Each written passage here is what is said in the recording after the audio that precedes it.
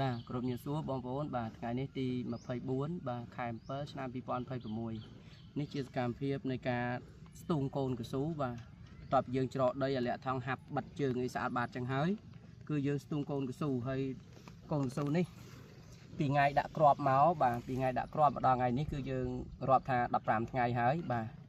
អញ្ចឹងនៅពេលដែលមុននឹងស្ទូងយើងដកមកគឺធ្វើយ៉ាងម៉េចដកដើមវានេះឲ្យស្អាតប្រភេទដើមមូលហើយស្លឹកនេះកុំឲ្យលឿងណាបាទជាស្ដែងនេះកូននេះគឺស្លឹកវាលឿងហើយដើមសំប៉ែតអញ្ចឹងចំពោះដើមសំប៉ែតស្លឹកលឿងដើមគ្មានគុណភាពបែបហ្នឹងយើងអត់យកវាទេយើងស្ទូងតែកូនណាដែលធំស្មើហើយគល់វាធំស្មើល្អហើយមូលហើយនៅពេលស្ទូងគឺយើងត្រូវកាត់ជើងគេហៅថារើសកែវវានេះបាទយើងក្តាច់វាទុកមកល្មមប៉ុណ្នេះណាយើងក្តាច់បែបហ្នឹងហើយដៃនេះគឺយើងកាន់បែបនេះណាយើងធ្វើឈើនេះឲ្យស្រួចយើងកាន់បែបនេះកាន់ហើយយើងដាក់កដៃងាកបែបហ្នឹងបាទយើងងាកបែបហ្នឹងមកហើយយើងដាក់ឬទៅយើងត្បាល់បែបនេះណាត្បាល់មកបន្តិចចឹងមកហើយដៃនេះឈើនេះយើងសកាត់វាឲ្យបិទជើងក្រោមមកជិតហើយអានេះយើងសកាត់ភ្លើមកល្មមឃើញទេអញ្ចឹងនៅពេលដែលយើងស្ទូងយើងបាច់បែបហ្នឹងណាបាច់ទុកមកល្មមហ្នឹងឬកែវាហើយយើងចាក់អានេះមកល្មមដែរគឺដៃបែបហ្នឹងតោះមកយើងបវល់ឲ្យរយាងវាចូលក្រោមហើយយើងបិទមកល្មមបែបនេះកាលណាបើយើងស្ទូងបែបហ្នឹងឬវាចាប់បានល្អហើយ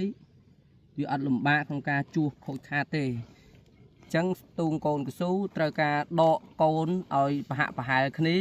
ហើយស្ទូងប្រភេទកូនបែបហ្នឹងវាអត់សូវ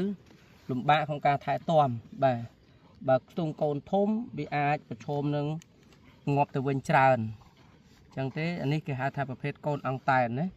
នេះយើងក្តាច់បែបហ្នឹងយើងចាក់បែបហ្នឹងហើយយើងត្បាល់ដាក់បែបហ្នឹងបាទស្ទូងកូនស្មើគ្នានៅពេលដែលយើងបបៅ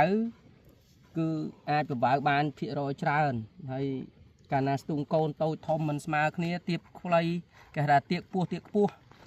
នោះវានឹងបោកគ្នាវាអត់បានបបៅប៉ិនគ្នាកើតទេអញ្ចឹងក្នុងម្រង400-500កូននេះជួនកាលយើងបបៅបានត្រឹមតែ80%អីប៉ុណ្ណឹងទេបើសិនជាយើងមិនស្ទូងកូនឲ្យស្មើអញ្ចឹងការស្ទូងកូនឲ្យស្មើនេះគឺសំខាន់ណាបាទសំខាន់បាទអរគុណបងប្អូនបាទ